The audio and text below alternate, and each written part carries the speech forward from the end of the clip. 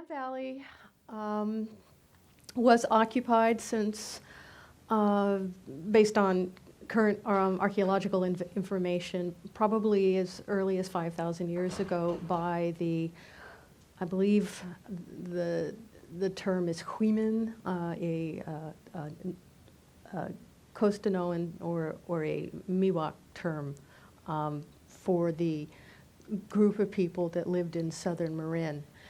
What happened to, of course, radically change their life was that the Spanish occupation of the Bay Area brought with it sort of a motive to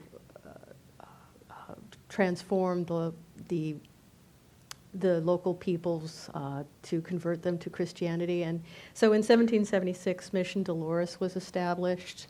This is a map that I have to stay away from the speaker. I've been warned. That shows essentially the location of a mission that drew, lured, attracted a lot of people from southern Marin to settle there. There were actually economic opportunities. There are fabulous books. I won't go into how actually it was a very unfortunate experience for most of the native peoples. They were exposed to European disease and so forth. In fact, that's why Mission San Rafael was established in 1817, first really sort of as a respite for the many ill neophytes who were living at Mission Dolores. When the missions were secularized in 1834, of course, the Huimin or Coast Miwok many of them stayed in the San Rafael area, but there's indications that some of them moved back into their old territory, not in the ways that they had lived before, but when Rancho Sausalito, which includes part of Mill Valley and lands south, and specifically Tam Valley, was granted around 1836 to William Richardson. Oh, thank you. Well, actually, okay, I can, thank you. I'll just use the reflection of my screen here.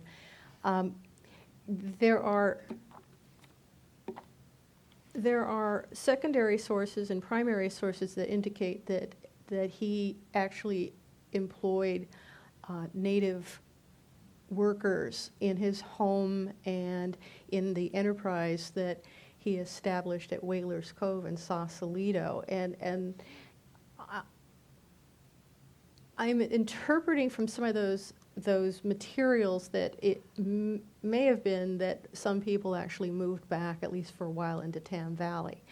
There's a map from the 1870s that actually indicates in the heart of Tam Valley a rancheria, which was the 19th century term for native occupation. I can tell you that prehistorically, people were living down at Manzanita and in the heart of the valley. Prehistorically, there are archaeological sites that demonstrate that, but this map suggests that people may have moved back for a while into the heart of Tam Valley. This is Richardson. He moved his family around 1841 to Sausalito, and this is a little aside from the Tam Valley story, but I think it demonstrates that at least in my limited understanding, I was incorrect in assuming that his activities were concentrated around Sausalito. His children were fine horse people. His employees or workers were herding cattle for the hide and tallow trade, and his visitors went with him north of Sausalito to hunt elk, bear, deer, and antelope. And I would imagine that they traveled all over Tam Valley and over to the coast. And I say this because of a little mystery that's not specific to Tam Valley, but I've been asked by a person in Muir Beach how Franks Valley got its name.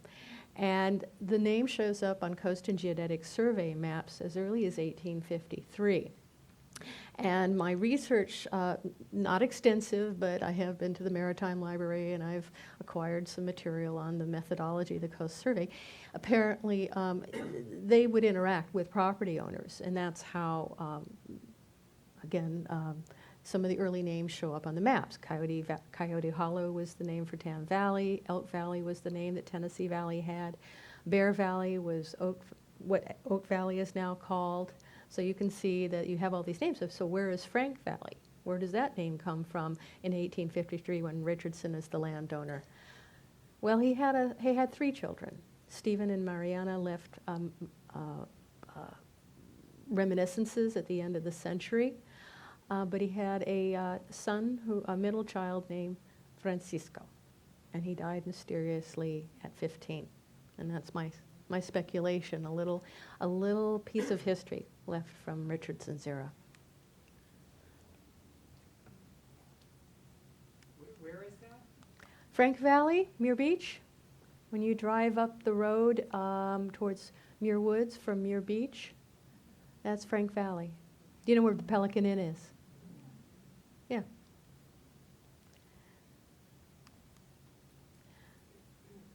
So this was the map. I've spent 35 years working in cultural resources, and so I felt obliged to erase, to use software to remove the Rancheria location. But suffice to say, it was in the heart of the valley, and the fact that it was recorded on this road map in 1870 it indicates that either it was still occupied by that point or there were structures left at the time that the road was surveyed. And this is the highway to the coast. You can see this is the junction.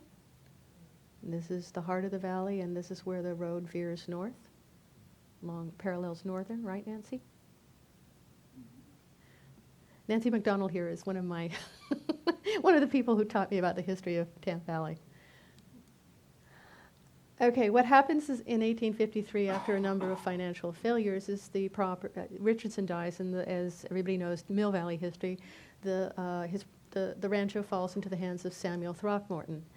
Throckmorton lives for most of his subsequent ownership in San Francisco with his daughter Susanna, but he does build a homestead building up closer to Mill Valley and travels to the area for hunting. But what I think starts to shape the landscape in Tam Valley by the 1860s is that Richardson, and primarily through Gardner, his property manager, starts to lease out the land to dairy ranchers. This is an 1873 map. The census records indicates that Hoppe, H-O-P-P-E, it's a German name, and Schumann had 45 cows and a dairy farm in the heart of Tam Valley, basically where Pineo is now. He was there in Pineo. Big Coyote Ranch? Big Coyote Ranch was the name the place was eventually called. But it was Hoppe and Schumann and they were there by the 1870 census, so presumably they were there a little bit earlier. Now, because of work I've done on the Azorean Portuguese community, I was able to backtrack through obits, and I'll lead up to that in a moment. This is an aside that about the same time you have dairy ranches, dairy cattle replacing the hide and tallow longhorn cows.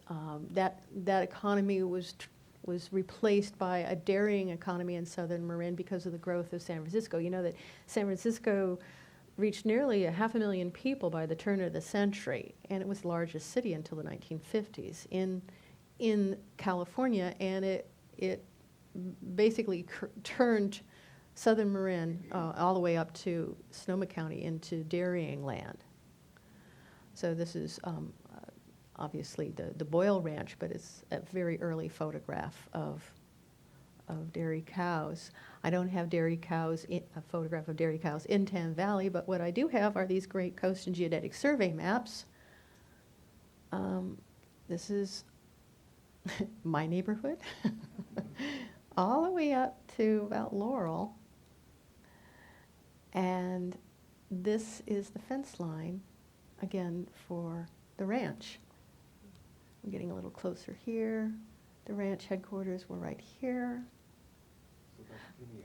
That's Pineo, right over here on the north side of the creek. Down here we also have the Seamus Pimentel Silva property. Now, they're easier to trace because of a peculiarity. Let me see.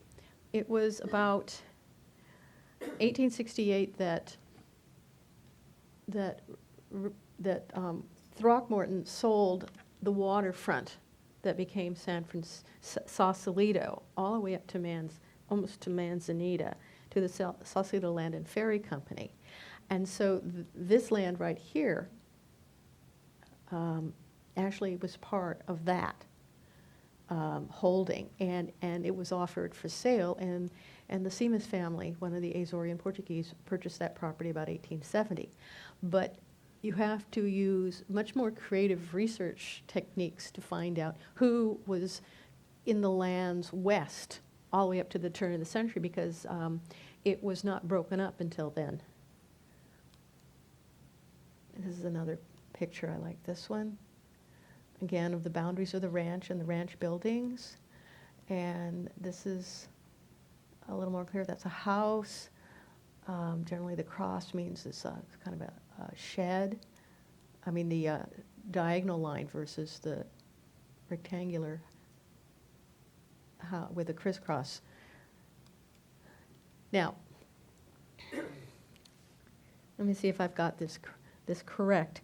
By backtracking with the obits for these gentlemen in the Azorian Portuguese community, basically you have Joseph V. Silva, Victorino Silva, and Peters. They were operating Big Coyote Ranch by 1877. That corroborates the fact that Hoppy shows up in the census records in Sonoma County by that point. Now, my speculation is, and this goes to kind of the theme of groups of people living with people that they're comfortable with. I think you had a larger German community up in Sonoma County, and you had a growing population of Azorian Portuguese in southern Marin, and so you have sort of this mutual support amongst your people that are your kin, you've been married with, you speak the same language, and so forth. So Silva and Peters are working the ranch, managing the ranch, not owning the land, remember, by 1877. And the obit for John Nunes indicates that he's there by 1888. So I think through the late 1870s into the 1890s, it follows the general trend. I've given a talk on the Azorian Portuguese who ranched in southern Marin, and they were the ranches were pretty much operated, about 90% of them, by Azorian Portuguese. And these ranches were all over the place. About 4 or 5 of them out the Tiburon Peninsula, Road Valley, Rodeo Lagoon, Tennessee Valley, Frank Valley, and so forth. And that is another talk. But I have a few photographs to illustrate. My theory is probably the very first dairy ranch shows up on the Reed Rancho. Reed was out there on the Tiburon Peninsula about 10 years before Richardson. I had better water access, probably using barges and schooners to transport dairy products and hay and so forth over to San Francisco. There's a photograph of their ranch. There's a picture of one of the schooners. I'm not very knowledgeable about maritime history, but it's my understanding that schooners were the preferred mode of water transportation because they a shallow draw. And if you look at the maritime maps for southern Marin, the marshes are very, very, very shallow. You've got to go about 30 feet out just to get 1 foot of draw, based on the navigational maps that the Coast and Geodetic Survey team created starting in 1853. Okay, now what happens as far as the agricultural economy is that it expands radically with the coming of the railroads, because they start transporting these goods to the ferries and over to San Francisco. This is a North Pacific Coast Railroad map, and if you look at it closely, they actually identify all of southern Marin as dairy lands. North Pacific Coast Railroad is established as a common carrier in 1874. And so you have a proliferation of these ranches. These are photographs, as I mentioned before, of the Simas, Pimentel, Silva Ranch. The hyphenated is the various generations that married into the family. So the first generation was Simas. That's where Tam Valley School is, and that house is still there. Family still lives there. And they were kind enough to give me one of their bottle caps. These are family photographs. So technically this is Tennessee Valley, but it's a stone's throw from Tam Valley, so I'd include it in the talk. Because I don't have family photographs of Hoppy or Peters or Silva. Oh, by the way, Silva and Peters were so successful that the reason why they were replaced by Nunez is that they were able to buy land in Gerbaud Valley and then have other people run the ranches there and become, Silva became a trustee, bank trustee, town treasurer, civic leader in Sausalito, a very prominent person by the end of his life. This is a photograph of Tennessee Valley in the middle 20th century. These are the ranches that were established out there. This one was, I think, Martin Ranch, and on the early maps the name was Ferriera. No, my pronunciation is terrible. I'm going to ask Mike in the audience to correct it. But this one is the Da Cunha Ranch up there, which is now Miwok Stables. Yeah, Martin and Betancourt ranches in lower Tennessee Valley. So we've got the Da Cunha here, Betancourt, Martin. Those were the owners in the early 20th century, though the Cunhas show up in the census records as early as the 1880s. So they were there for a long time. Going back to that story of ownership, these are all tenants of Throckmorton until the land is sold. I'll get to that in a moment. These are photographs of the ranches. Which one is that one? That one's a little vague. I think it might be pre-Betancourt.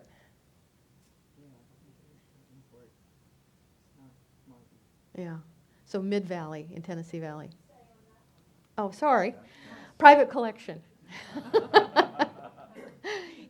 I've been asked over the years to write this up. The problem is that a lot of wonderful people have let me copy their photographs, but then made me swear in blood that I wouldn't say where they came from, because, you know, they're personal collections. This is a personal collection too. And those are the Martins. And they were still ranching in the late 40s. There's the branding there. Yeah, the branding. This is Luis Diaz. He was a ranch manager down in Gerbaud Valley, but he grew up next door to the Simas Pimentel Silvas, right there, next door to the little blue house in Tennessee Valley. Up at the back of the valley, up on the ridge, was the Diaz Ranch. Started by John Diaz, then that's his son Jim Diaz. All of these gentlemen, a lot of these photographs came from their involvement in the Holy Ghost Society over in Sausalito. Now, Jim, or rather John, his father, bought the land the minute it went on the market. Kind of interesting story that the Tamalpais Land and Water Company, as many of you probably already know, acquired Throckmorton's land when he died in the early 1880s. And they had plans to develop it. Of course, their subdivision map 1 and 2 involved the development of Mill Valley.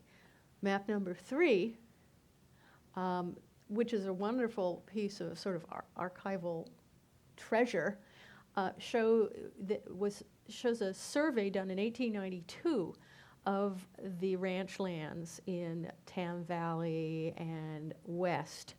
But they show existing use, and it demonstrates that there were tenants with fencing and pastures and hay growing by that point. These people had been out there for 10, 20 years ranching, hoping finally to buy the land. And when it went on sale in 1898, the map was surveyed in 1892, but there was a terrible Great Depression in 1893, and it only was alleviated by the end of 1897. In 1898, the ranches go on the market for sale, and immediately you see dozens and dozens of Azorean Portuguese purchasing these ranches. And one can only assume by the census record corroboration and stories that are passed down through the family that they were out there all that while just waiting to buy their land. And that's the Diaz Ranch at the head of the valley. And a descendant of the Diazes let me copy these ranch photos. Elcida was the last one to live on the ranch, last generation rather.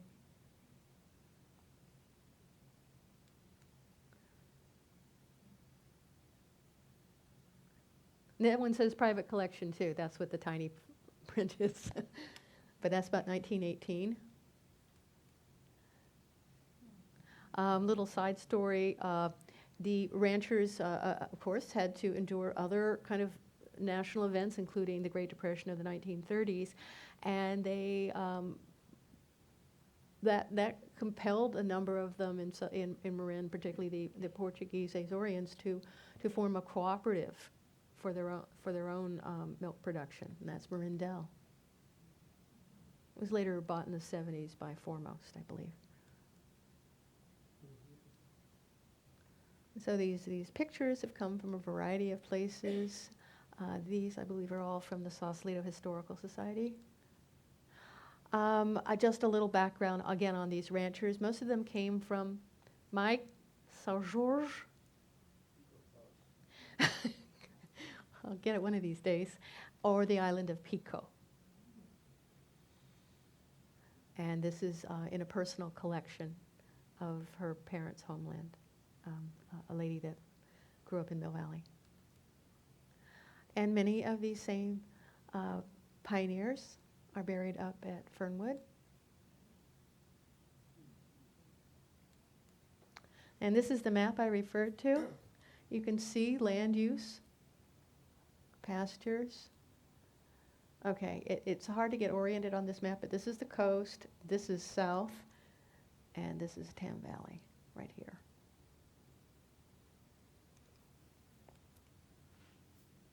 And this is the 1870 road to the coast, going and veering north past Coyote Ranch, or Big Coyote Ranch. Would that be in the same location as Highway 1 is now? Pretty much. It's been modified. The highway department modified it. Some of the sharp curves were eliminated in the 20s. It became a state highway, I think, about 1912. But it follows pretty much the same route. It was built by Chinese labor. That's what the newspaper said, I believe. Okay, so that sort of takes us to the next phase of the story. With the San Francisco earthquake and the growing urban population, earthquake refugees looking for places to live, not necessarily in San Francisco, a lot of developers saw Marin County as a great opportunity. At the same time, the North Pacific Coast Railroad went through change in ownership, became the Northwestern Pacific Railroad. They electrified the line. It became an interurban passenger service. So you had all this opportunity to grow these communities. Now, a little backtrack, you do know that the developers of Eastland/Mill Valley recognized as far back as 1890 the value of having a spur to stimulate property sales. And so they had a spur built the year before the Mill Valley went on the market. Now, the spur north, or not spur, but the main line north all the way up to the north coast, still, provided opportunity, especially with population growth, for places like El Monte and Tam Valley and San Anselmo and so forth. So you see these communities developing. So you had this 1908 news article that Big Coyote Ranch is going to be subdivided. And this is the map that was created for that subdivision. Now, I want to point this out that I hope everybody knows here that if you live in Tam Valley, you don't live in the city of Mill Valley. You're in an unincorporated area. There was hope, or at least some suggestion by this map and by the developers, that Tam Valley would become a town too, and so you have a Main Street over here, which is now Laurel. Main Street never really developed. It didn't have, obviously, this scheme didn't have the same kind of financial backing that Eastland had. I think this was largely artistry on the part of the developers, and in fact, if you'll look here, I think there is a suggestion, I'm trying to remember whether it's this bad. Yeah, they're trying to tell people that they're going to get a railroad line to Bolinas through Tam Valley. I talked some years ago with researchers at the Sonoma State's, or the rather members of the Northwestern Pacific Railroad Historical Society, and they didn't really ever, there's not a lot of evidence there was any kind of validity for a line going out Tam Valley. So before these sales took off, the developers brought out a sort of a property manager, a man named Newhouse, and he and his family occupied the main house for Big Coyote Ranch. And these are some family photos. Let me see, what does that say, Nancy? Watching the potatoes grow. Papa and Mama.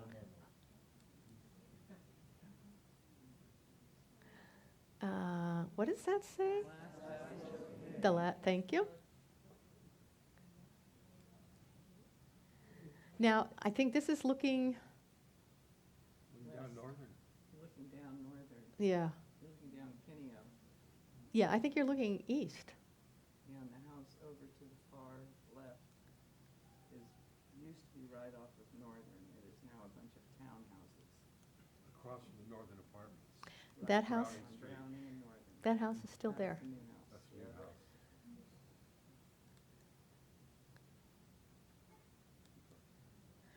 And their daughter, Evelyn, with some of the local girls.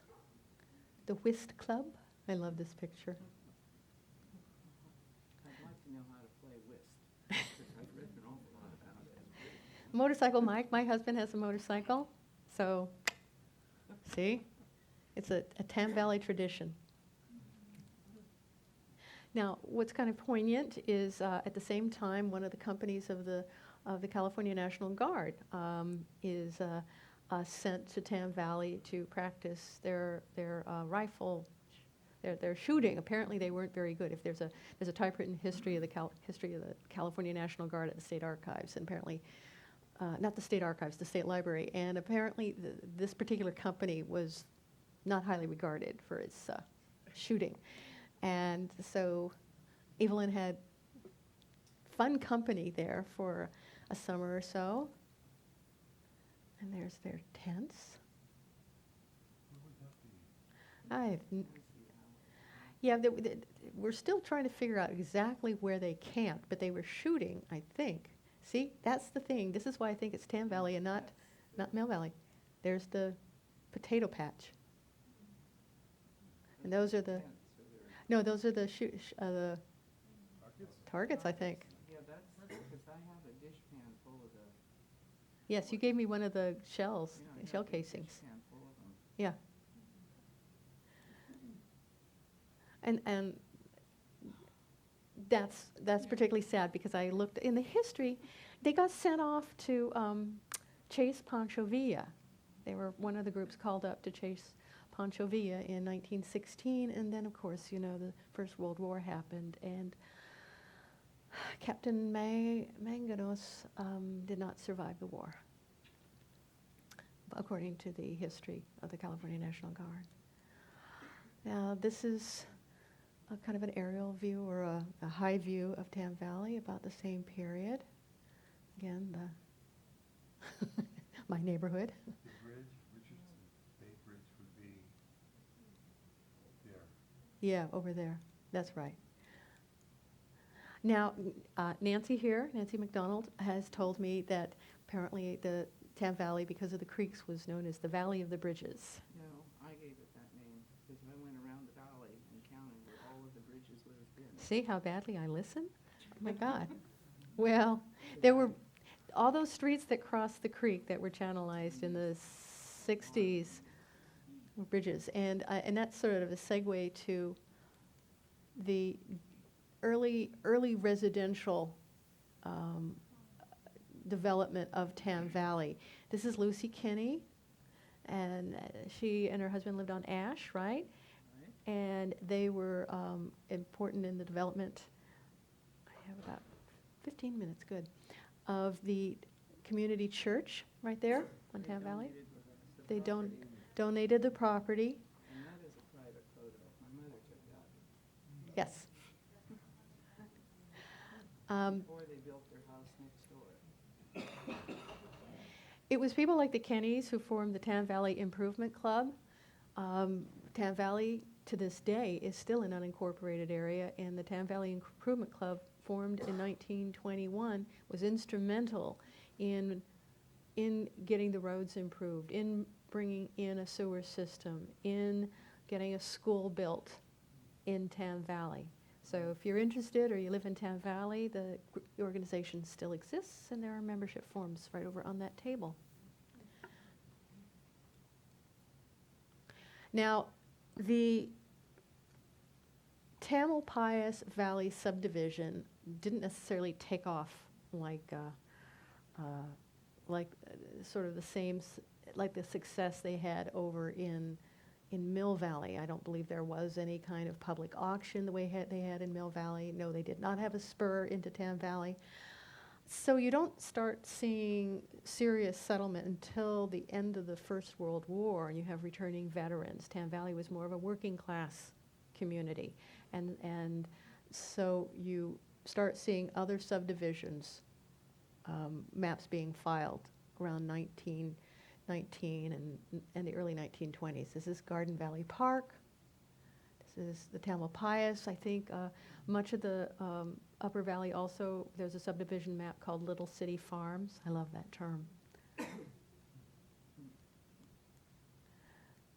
Now remember, down in all of this development is up creek, and sort of Laurel South, where is still marsh, and in fact, even as late as the 1940s, there were, I believe, steelhead still in the creek down there.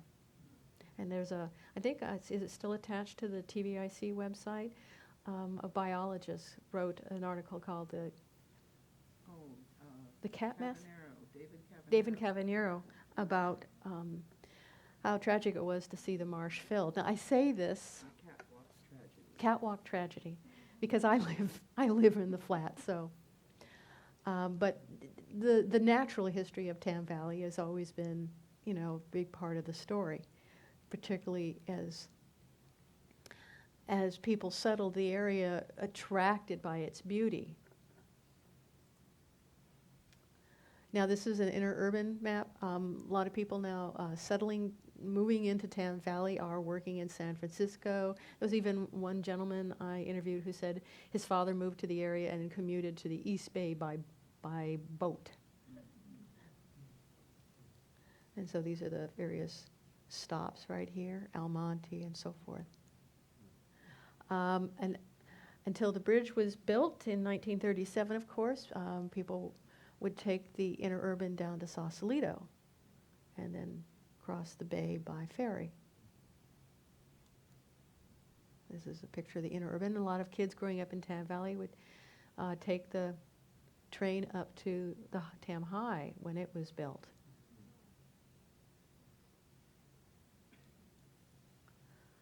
And the local station, Manzanita, from the Manzanita bush. No. So here are some pictures of the Manzanita station. That's De Silva Island. So this is sort of looking northeast. And sorry for the resolution, but this is in the 30s, about 1930, looking at the Richardson Bay Bridge. Would that be near the heliport? Yes. Yeah. Yeah, so this is the same building, little rail station. Someone I interviewed some years ago told me that the whole time that Tam Valley is developing as a little community, you have a lot of interest in or people coming into the area just to hike to the coast. And someone told me that you could tell which station they got off of. If they went up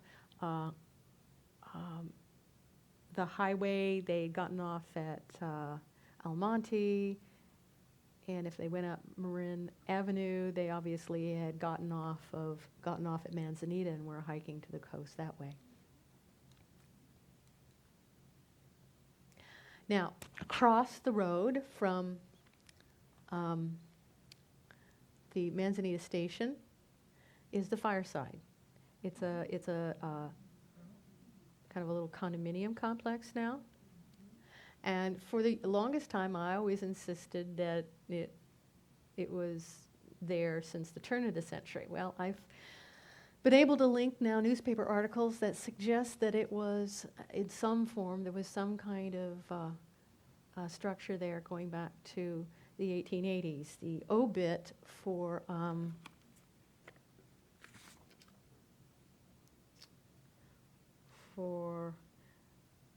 the widow of Victor Guérineau claims that they had something there since the 1860s. If you look at maps from that period, you see duck blinds on Richardson Bay. And so, and I once saw a stained glass window that someone apparently inappropriately removed from the Fireside, showing a beautiful hunting scene. I did not have $7,000 to buy it. So it's entirely possible that there was some kind of structure there going back to the 1880s at the very least, if not the 1860s. Okay, what I can corroborate in old assessment records is that by the 1911, 1908, you have various liquor licenses being issued for a saloon at that location. And then you have a newspaper article indicating that a new structure is going to be built, the one that you presently see when you drive through that area, built in 1916 of brick. That was owned by the Moore brothers, a series of them, Thomas and George, and I think there was a Eugene. Apparently they were pretty flagrant. You had to be pretty flagrant to get shut down for violations of the Volstead Act. Mill Valley was pretty much dry, so this was a roadhouse, your classic roadhouse that you just, whether you were hunting and you wanted to have a drink or whether you were slipping away from the wife and heading out of Mill Valley, you would go over to the Manzanita Inn. And I love this quote. So when they finally got shut down, the judge said, "You might as well try and placate a pack of hungry wolves by throwing them chocolate eclairs as to ask me to permit that place to operate as a hotel." Now, there are other lurid stories about the Fireside, but I haven't come across any corroboration, so I will just stop the story there. But there's the building. As before, it was remodeled for the condominiums.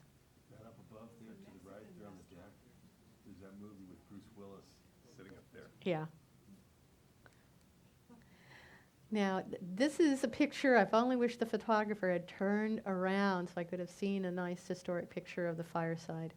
But these are people who have chosen to head to the ferry and not take the train. You have, of course, by this point, a shift in transportation away from trains. And in fact, when that bridge is completed around 1931, the commercial area that developed the de facto commercial area along Shoreline Highway, because Main Street never developed for Tam Valley, it goes through a decline too, because up until that point, from 1870 until the 1930s, all the up-county traffic went through Tam Junction. Only in those days it was called, at least by the 20s, was called Dolan's Corners for a lumber company that was there. So this is the best I could get for a historic photo of the fireside. There's a barn, and this is looking north. Now these are the businesses that were at the junction. I got a copy of this. Hank Alvarez, one of the, again, Portuguese community. His folks, when they got a little bit of money after working the ranch up at Diaz Ranch, acquired the gas station, which is now, I don't know what. Proof Lab now, okay, was Pet Pro. But what's really cool is that they not only provided gas, but they had oysters and sort of traditional food at the counter there. That's Mr. Alvarez standing there. Yeah, and his partner was Olvera, I believe? Oliveira. And this is where I finally got corroboration. I used to say, who was Dolan? His brothers. There was two of them. They had a lumber yard. This is an aerial.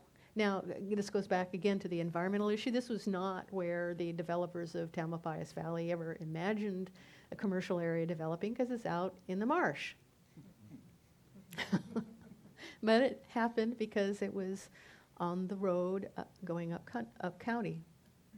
This is a shot looking towards the junction, showing the flooding that would happen in the lumber yard, flooding. You could show them where Gibson is. Okay, That would be where the house is there. right there, that's Gibson. That's Gibson. So the junction is right over here, so the road would go like this, and Mill Valley would be over here. This is the rug house, but it was a French cleaners. Actually, I would like to add something. My father told me that was originally built for a dance hall, but it Never took off. never took off. But Nancy it Mc- had beautiful hardwood floors in it. Nancy McDonald here, whose family has been in Tam Valley for about 80, 90 years, said this was built as a dance hall, but it didn't take off. There were other recreational facilities, though. We'll back up here. Okay, Proof Lab there. No, that's Proof Lab. Yeah. That was a lumber company, but That was Dolan's, but now it's Tamalpais. yes. Bucket of blood or And the pastime, The Pastime. pastime is connected to the lumber yard. right here, back here. No, that's the Richfield gas station and Arco is. Okay, so the pastime was over here? No, it's connected to the lumber yard. Right here, There, yeah. right there. Okay. So the pastime was the local bar for, that was not as glamorous as the fireside. Also, Alvarez had a bar on the other side at one time called Paradise. Oh, you never fessed up. Oh, I got a picture of it. Okay. Well, the bar story is pertinent because, not that there aren't bars in lots of communities, but what happens in the 40s is that you have Marin ship developing in Sausalito, and that's where a lot of the shipyard workers would go to kind of let off steam, and it developed a pretty raucous reputation for bar fights. Now, this again, going back to the environmental history, This is looking down, looking from the valley down at the commercial area. And again, you see this little commercial area struggling to survive, now bypassed, and it's the closest thing we've got. So when people say, well, how come we don't have anything fancier in Tam Valley? Well, there's lots of reasons. Lack of financial support, through traffic, and we're probably doing better now than we ever did with the traffic going to the coast. But you have largely kind of, landscape issues, which Actually, it was water. it was water. Well, the water problem still exists. We have a sump pump in our backyard. So this is a wonderful little map of some of the businesses in Tam Junction. About in the, what was it, Nancy, in the 60s maybe? I think it was 1955, Yeah. 1950. Yeah. Now, this was about the only business that was happening close to where they had originally intended. This is I Santos. took that picture. Yes, thank you. Yeah, but it looks terrible. It used to be a beautiful little country store. It was a little country store on Where 7-Eleven. where 7-Eleven is now. But there was another store. There was another grocery store on Pine Street, Valley Mercantile. Valley Mercantile, yeah. But that was about it. It was a U&I trading post on Pine Hill Road on the bottom of it. So there were small businesses that sort of struggled along, yes? Okay, so Tam Valley is starting to grow. It's part of the state highway system, so we go here from a stop sign to, whoops, I don't know what happened there. And by the 1950s, these photographs were taken about 1953. This is Tam Valley, the commercial area. That's Myers Cleaners, the lumber yard. And this is when the lower part of the valley, I guess, is worth, I guess, the trouble of developing. You have all that Second World War built up drive to for the veterans to move to their, get their housing. Sorry, I'm running out of steam here. GI Bill? Yeah, the GI Bill and various developments that occurred all over Marin and the flatlands, over in Tiburon and so forth. Developers at that point started trucking in soil and filling in the marshes. And that's pretty much my house. They were called lower middle class homes, starter homes. Who was Blackfield developing? Yeah, I'm just about done. Okay, just to let you know, there's about 10 minutes left, including Q&A. Okay, yeah, I'm just going to finish. I'm not quite sure what happened to the image. That's one of the reasons why I'm stumbling is I think there's a little conversion problem here. But anyway, this is Flamingo Road.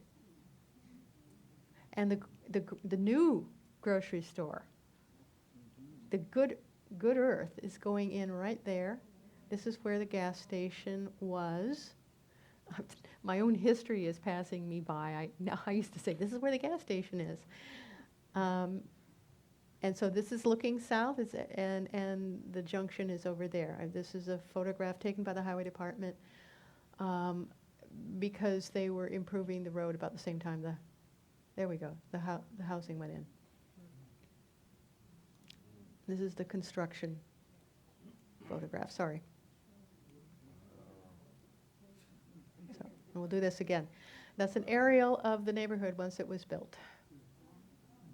Doesn't look that big when you get down there, does it? No.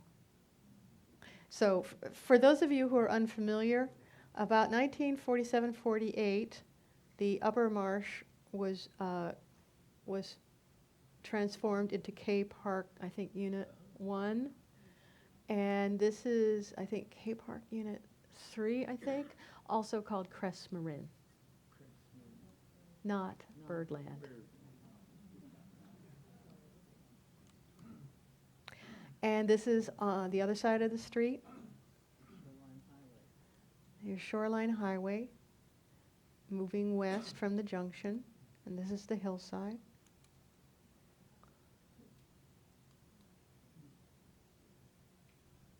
That's Tam Valley. About 1960. Actually, no, it's not 1960, because I can see the church there, and there's nothing next to it. Okay, then about 1955 then. I know, And that's about it. I gloss over, I'm of that generation that if it happened after 1950, it's not history, because I was born in 1951, sorry. And that's it.